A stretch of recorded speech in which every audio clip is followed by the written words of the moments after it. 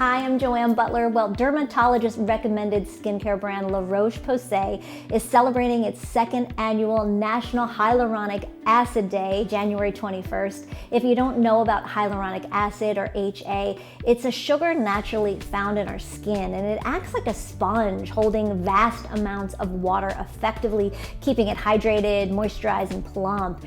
It's also a critical component of skin barrier repair.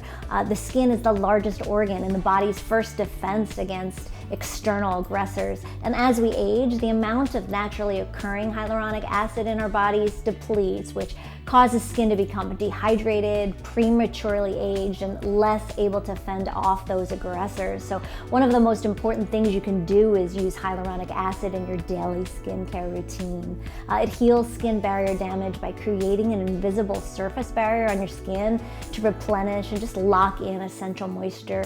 And this stuff is just the best. It's Roche-Posay's best-selling Hyalu B5 Serum. It combines the ultra-moisturizing properties of hyaluronic acid with the nourishing and skin-renewing ingredients of vitamin B5 and madecassoside, which is a plant-based ingredient that has anti-inflammatory benefits.